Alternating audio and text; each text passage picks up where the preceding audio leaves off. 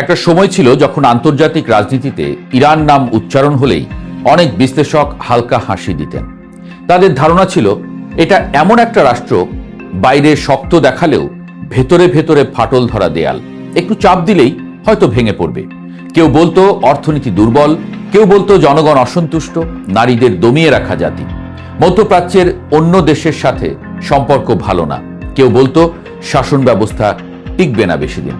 কিন্তু ইতিহাসের সবচেয়ে বড় ভুলগুলো সাধারণত যুদ্ধ শুরু হওয়ার আগেই করা হয়, আর ইরানকে নিয়ে সেই ভুল হিসেবটাই এখন একে একে সামনে আসছে।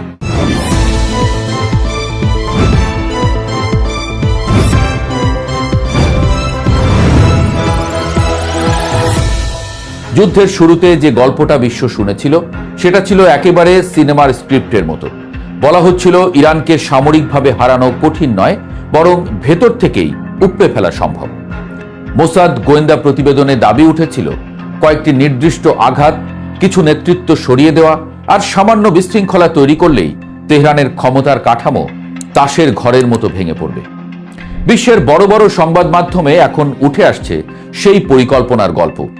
সেখানে বলা হয়েছিল ইরানের জনগণ অপেক্ষা করছে শুধু একটি স্ফুলিঙ্গের জন্য, সেই আগুন লাগিয়ে দিলেই রাস্তায় নেমে আসবে মানুষ, আর কয়েকদিনের মধ্যেই শাসন ব্যবস্থা বদলে যাবে।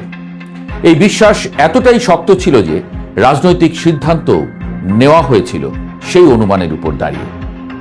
কিন্তু যুদ্ধের ময়দান অদ্ভুত জায়গা, এখানে তত্ত্ব নয়, বাস্তব কথা বলে। যখন সংঘাত শুরু হলো তখন সবাই অপেক্ষা করছিল কখন ইরানের শহরগুলোতে গণ অভ্যুত্থান শুরু হবে, কখন রাজধানীতে বিশৃঙ্খলা ছড়াবে, কখন সরকার নিয়ন্ত্রণ হারাবে। কিন্তু দিন গেল, তারপর সপ্তাহ গেল, রাস্তা ভরল না বিদ্রোহে, বরং অন্য কিছু দেখা গেল। রাষ্ট্রযন্ত্র আরো সংগঠিত হয়ে উঠছে। যে পরিকল্পনায় বলা হয়েছিল 24 ঘন্টায় সরকার ভেঙে পড়বে, সেটাই পরিণত হলো রাজনৈতিক বিব্রতকর এক ভবিষ্যৎবাণীতে। মার্কিন নীতি নির্ধারকরাও পরে স্বীকার করেন সরকার উৎখাতের কোনো বাস্তব পরিকল্পনা আসলে তাদের হাতে ছিল না। গোয়েন্দা বিশ্লেষণ আর রাজনৈতিক প্রত্যাশার মাঝখানে তৈরি হয়েছিল এক বিপজ্জনক ফাঁক, আর সেই ফাঁকেই দাঁড়িয়েছিল ইরান, নীরবে প্রস্তুত। ইরান যুদ্ধের জন্য প্রস্তুতি নিচ্ছিল আজ থেকে নয়, বহু বছর ধরে। তারা বুঝেছিল আধুনিক অস্ত্র আর ট্যাঙ্ক বা যুদ্ধ বিমান দিয়ে যুদ্ধ জেতা যায় না। যুদ্ধ এখন অর্থনীতি, প্রযুক্তি আর ধৈর্যের খেলা। বিশ্ব যখন স্টেলথ ফাইটার আর বিলিয়ন ডলারের অস্ত্রে বিনিয়োগ করছিল, ইরান তখন অন্য পথে হাঁটছিল। তারা তৈরি করছিল সস্তা কিন্তু কার্যকর অস্ত্র ব্যবস্থা। ড্রোন শুনতে সাধারণ লাগলেও আধুনিক যুদ্ধের সবচেয়ে বড় সমীকরণ বদলে দিয়েছে এই ছোট যন্ত্রগুলো। নিউ ইয়র্ক টাইমসের প্রতিবেদন বলছে ইরান মাসে প্রায় 10,000 ড্রোন উৎপাদন করতে সক্ষম।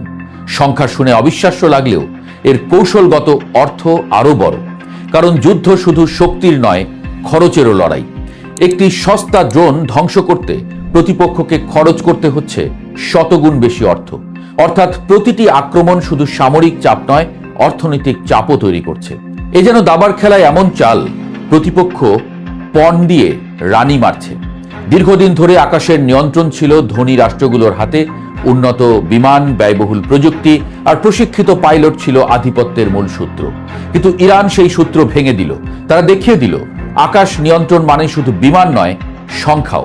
যুদ্ধ যত এগোতে লাগলো তত পরিষ্কার হতে লাগলো আরেকটি বিষয়, ইরান শুধু প্রতিক্রিয়া দিচ্ছে না, তারা পরিকল্পনা অনুযায়ী এগুচ্ছে। যুদ্ধ শুরু হওয়ার আগেই অস্ত্র মজুদ, উৎপাদন লাইন প্রস্তুত, প্রযুক্তি অভিযোজিত, সবকিছু যেন আগে থেকেই সাজানো ছিল। এই প্রস্তুতির সবচেয়ে নাটকীয় ইঙ্গিত আসে দূরপাল্লার ক্ষেপণাস্ত্র সক্ষমতা নিয়ে আলোচনায়। ভারত মহাসাগরের দূরবর্তী সামরিক ঘাঁটিকে লক্ষ্য করে হামলার চেষ্টা আন্তর্জাতিক বিশ্লেষকদের চোখ খুলে দেয়। কারণ 4000 কিলোমিটার দূরের লক্ষ্যবস্তুতে আঘাত হানার ক্ষমতা মানে শুধু আঞ্চলিক শক্তি নয়, একটি নতুন কৌশলগত বাস্তবতা। এখানে শুরু হয় নতুন আতঙ্ক, কারণ ক্ষেপণাস্ত্র প্রযুক্তি একটা নির্দিষ্ট সীমা পার করলে পরবর্তী ধাপ আর খুব বেশি দূরে থাকে না। মহাকাশে স্যাটেলাইট পাঠানোর প্রযুক্তি আর আন্তঃমহাদেশীয় ক্ষেপণাস্ত্র প্রযুক্তির মাঝে ব্যবধান অনেক সময় শুধু রাজনৈতিক সিদ্ধান্তের। বিশ্বের যেসব দেশের হাতে আইসিবিএম রয়েছে তারা মূলত বৈশ্বিক শক্তির শীর্ষ স্তরে। এই অস্ত্র এমন যা এক মহাদেশ থেকে আরেক মহাদেশে মুহূর্তে ধ্বংস ডেকে আনতে পারে। শব্দের চেয়েও বহুগুণ দ্রুত গতিতে ছুটে যাওয়া এই ক্ষেপণাস্ত্র প্রতিরোধ করা প্রায় অসম্ভব। আর আধুনিক প্রযুক্তিতে একটি ক্ষেপণাস্ত্র থেকে একাধিক ওয়ারহেড বের হয়ে আলাদা আলাদা শহর লক্ষ্য করতে পারে। এই বাস্তবতা বুঝতে পারার পর আন্তর্জাতিক বিশ্লেষকদের ভাষা বদলে যেতে শুরু করেছে। আগে যেখানে প্রশ্ন ছিল ইরান টিকবে কিনা, এখন প্রশ্ন হচ্ছে ইরান কত দূর যেতে পারে। যুদ্ধের প্রথম দিকে রাজনৈতিক বক্তব্যে শোনা গিয়েছিল মুক্তির ডাক। বলা হয়েছিল জনগণ নিজেরাই ক্ষমতা হাতে তুলে নেবে, কিন্তু বাস্তবে ঘটল উল্টো। বাইরের চাপ যত বাড়ল, ভেতরের সংহতি তত শক্ত হলো। এটাই সম্ভবত সবচেয়ে বড় ভুল হিসাব ছিল, কারণ ইতিহাস দেখায় বাইরের হুমকি অনেক সময় ভেতরের বিভাজন মুছে দেয়। আজ পরিস্থিতি এমন দাঁড়িয়েছে যে যারা পরিকল্পনা করেছিল দ্রুত বিজয়ের, তারাই এখন প্রশ্নের মুখে। অভিযোগ উঠছে গোয়েন্দা বিশ্লেষণের ব্যর্থতা নিয়ে।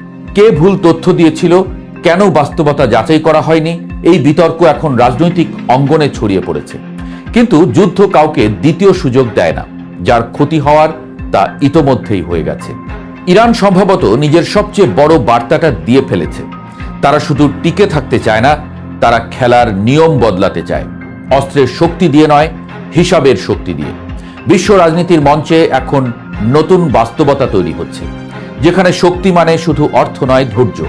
আধিপত্য মানে শুধু বিমানবাহী রণতরী নয়, বরং সস্তা প্রযুক্তির বুদ্ধিদীপ্ত ব্যবহার।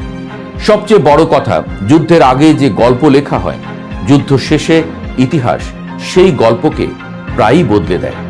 ইরানকে নিয়ে বিশ্বের ভুল হিসাব হয়তো সেই পরিবর্তনেরই সবচেয়ে বড় উদাহরণ হয়ে থাকবে।